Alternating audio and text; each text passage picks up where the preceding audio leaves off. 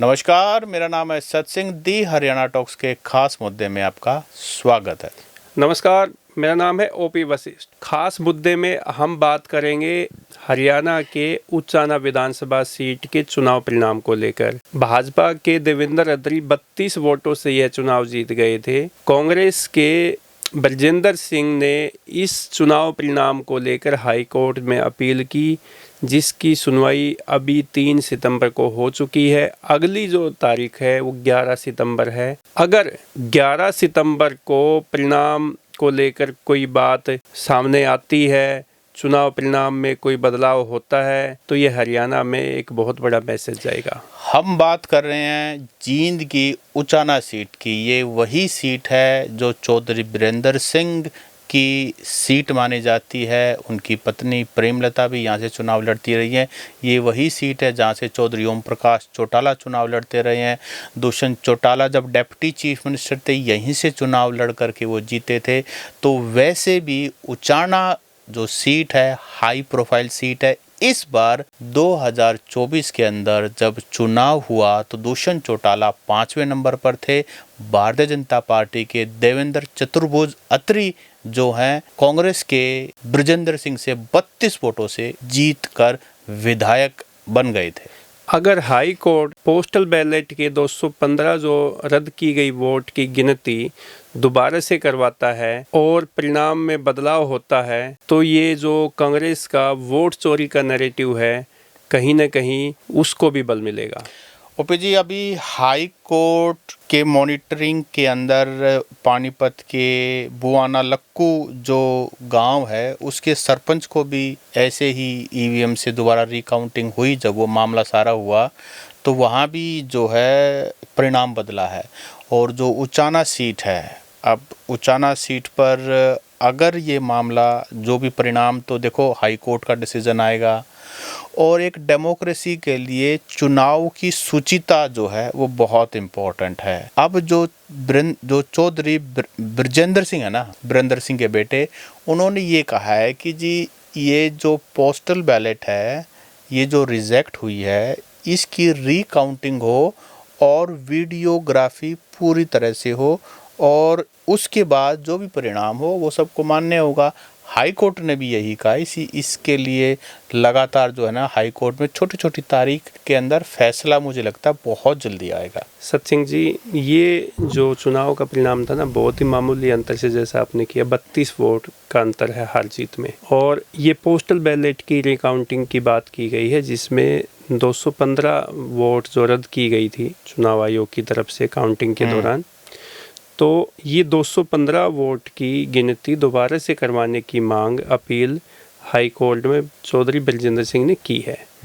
वैसे बात की जाए तो ये पोस्टल बैलेट की जो है वहाँ पे 1377 वोट थी, 1377, और उसमें से 1158 वोट जो है वैलिड मानी गई और 215 वोट जो है वो रिजेक्ट की गई। अब इसमें देखो, खास देखने वाली बात ये है कि पोस्टल बैलेट में चौधरी बलजिंदर सिंह जीते हुए हैं, उनको 636 वोट मिले 1158 में से। तो ये जो भूपेंद्र सिंह हुड्डा पूर्व मुख्यमंत्री कहते हैं प्रेस कॉन्फ्रेंस में, राहुल गांधी जो बिहार में, दिल्ली में जो बात कर रहे हैं कि वोट चोरी करके भाजपा ने सरकार बनाई, और वो कहते हैं कि जो भी पोस्टल बैलेट से जो प्रत्याशी जीतता है, चुनाव परिणाम उसी के पक्ष में आते हैं। ये अमूमन देखा गया है। और कांग्रेस प्रत्याशी बलजिंदर सिंह पोस्टल बैलेट में जीते हुए है। तो जो रिकाउंटिंग की जो बात उठी है, जो 215 वोट की जो बात हुई है,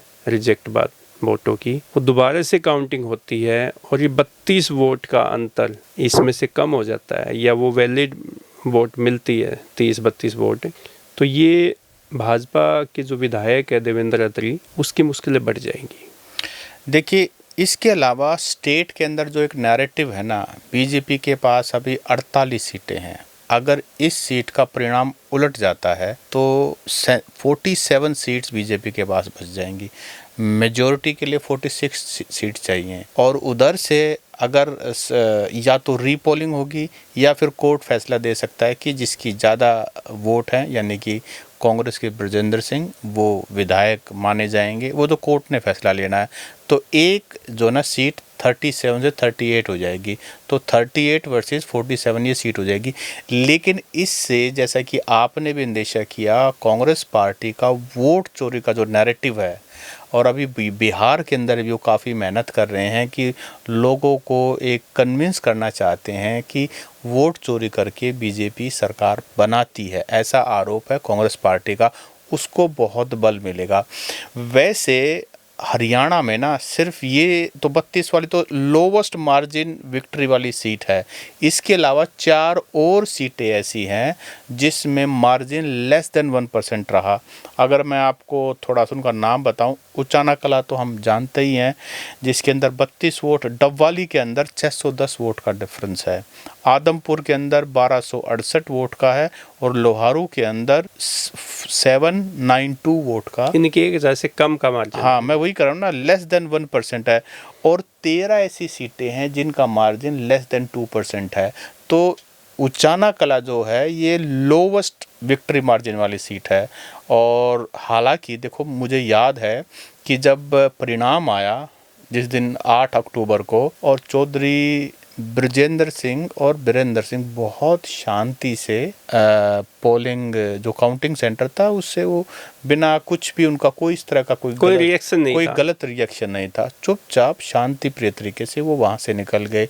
उसके बाद उन्होंने अपना एनालिसिस किया होगा, और ये जो 215, देखिए 215 बैलेट अगर रीकाउंटिंग होती हैं और अगर वो किसी भी वजह से गलत तरह से रिजेक्ट की गई हैं और उसकी वीडियोग्राफी होगी, तो मैं ये मानता हूँ कि जो मतलब कुछ भी हो सकता है, बहुत ही थिन लाइन है जीत और हार के। सिर्फ 215 पोस्टल बैलेट, अगर किसी भी वजह से फॉर्म शायद 15A भरना पड़ता है, फिर उसके अंदर एनवेलप का सिस्टम होता है, मतलब बहुत सारी चीज़ें के कारण रिजेक्ट हो सकती हैं। अब किसी ने डेलिबरेटली किसी ने की है, वो अधिकारी भी नप सकता है, क्या वो डेलिबरेटली किसी के प्रेशर में किया गया है, बहुत कुछ हो सकता है। तो देवेंद्र चतुर्भुज अत्री जो है वो भी शायद मुझे लगता है विधायक बन गए थे, फर्स्ट टाइम विधायक बने हैं वो, फर्स्ट टाइम विधायक। और ऐसी सीट तो जिस पे जाट ही ज़्यादातर बनते आए हैं, ओम प्रकाश चौटाला, प्रेमलता, चौधरी बीरेंद्र सिंह भी शायद यहाँ से विधायक रहे हैं। चौधरी अभी मानिए कि अब होगा क्या, ये तो अब अगली जो कोर्ट की तारीख होगी, ना सिर्फ हरियाणा की बल्कि बाहर भी जो कोई भी पॉलिटिक्स में इंटरेस्ट रखता है इस सीट पर और इस कोर्ट के फैसले पर सबकी नज़रें हैं कि आखिरकार होता क्या है। अगर सतसिंह जी इसमें ये चुनाव परिणाम बदलते हैं, उलट पुलट कुछ इसमें होता है, तो कांग्रेस इसको ना पूरे देश में भुनाने में पीछे नहीं हटेगी, क्योंकि अभी बिहार चुनाव है, उसके बाद पंजाब में विधानसभा चुनाव है। तो ये जो वोट चोरी का जो नैरेटिव लेके कांग्रेस चली है, ये एक सीट जो है कांग्रेस के इस नैरेटिव को कई गुना ज़्यादा मजबूत बना देगी। इसके अलावा मुझे लगता है कि चौधरी ब्रजेंद्र सिंह जो पहले 27-28 साल शायद IAS रहे हैं, काफ़ी सीनियर लेवल पर IAS थे, और फिर हिसार के MP भी रहे हैं, काफ़ी पढ़े लिखे हैं, पढ़े लिखे परिवार से आते हैं। जिस परिवार से, जिस लीगेसी को ये कैरी फॉरवर्ड करते हैं, Chaudhary Chhotu Ram Saint Stephen's college में कब चौधरी छोटूराम पढ़े, तो पढ़े लिखे परिवार। अगर इन्होंने कोर्ट का पंगा लिया है तो मैं ये नहीं मानता कि कोई कच्चे हाथ होंगे। बहुत ही राय मशवरा ले करके, पूरी थोरो रिसर्च करके फिर इन्होंने इस पे पंगा लिया है। और हालांकि ये तो कोर्ट का मैटर है, कोर्ट ने डिसाइड करना है, उसकी रीकाउंटिंग होगी, वीडियोग्राफी होगी, हर चीज़ मतलब दिल ठुकना चाहिए। और वैसे भी अगर परिणाम नहीं भी बदलता है तो भी डेमोक्रेसी के लिए, खास करके ऐसे समय में जहां पर मेन विपक्षी पार्टी वोट चोरी का इलेक्शन कमीशन ऑफ इंडिया पर आरोप लगा रही है, तो मैं ये मानता हूं कि ये दूध का दूध और पानी का पानी होना चाहिए। आखिरकार इस सीट पर ऑब्जेक्शन है तो उसको क्लियर करना चाहिए, ताकि उसके बाद कोई सवाल ना उठा सके। और चौधरी ब्रजेंद्र सिंह को अब कांग्रेस भी काफ़ी, हाई कमांड ने भी उनको एक जिम्मेदारी दी है पीछे, काफ़ी इम्पोर्टेंट। स्टेट वाइड टूर पे निकल रहे हैं, जगह जगह वो मीटिंगें कर रहे हैं, वर्कर्स की मीटिंग कर रहे हैं। कांग्रेस पार्टी को पुराने हिसार रीजन में, जींद रीजन में, वहाँ पर पुनर्जीवित करने का काम भी कर रहे हैं। तो ये कहीं ना कहीं एक लंबा गेम प्लान भी हो सकता है और उस एरिया के अंदर एक बड़े जाट लीडर का फेस भी चाहिए है। और अगर ये परिणाम उनके हक में आ जाए तो हरियाणा की राजनीति, कांग्रेस की राजनीति, जो ये बार बार कहा जा रहा है, अगर हुड्डा पिता पुत्र नहीं तो कांग्रेस में है कौन जो कांग्रेस को उठा सके, कांग्रेस को चला सके, लोगों को कन्विंस कर सके कि आप हमारे पीछे लगो तो हम इस पार्टी को चला सकते हैं और एक दिन सत्ता में भी ला सकते हैं। तो दोस्तों, आप भी अपने सुझाव दें कि उचाना जो विधानसभा सीट के जो परिणाम है वो सही है क्या? हाई कोर्ट के फैसले के बाद उनमें कुछ बदलाव हो सकता है? ये जीत सही है या इस जीत में कुछ गड़बड़ है? तो आप ये भी बताएं कि इसके राजनीतिक मायने क्या हो सकते हैं। अगर परिणाम ब्रजेंद्र सिंह के हक में आता है, राजनीतिक मायने क्या होंगे? अगर बीजेपी इस सीट को रिटेन करती है तो इसके राजनीतिक मायने क्या होंगे? क्योंकि लोग बड़ी दिलचस्पी के साथ टकटकी लगाए देख रहे हैं कोर्ट का फैसला आखिरकार क्या आता है। तो 11 सितंबर को कोर्ट में फिर से दोनों पक्ष से पेश होंगे और फैसला कोर्ट की तरफ से आएगा। रिकाउंटिंग होती है या ये फैसला जो है एज इट इज़ रहेगा, इसका अभी 11 सितंबर के बाद ही कुछ हम कह पाएंगे। नमस्कार। नमस्कार।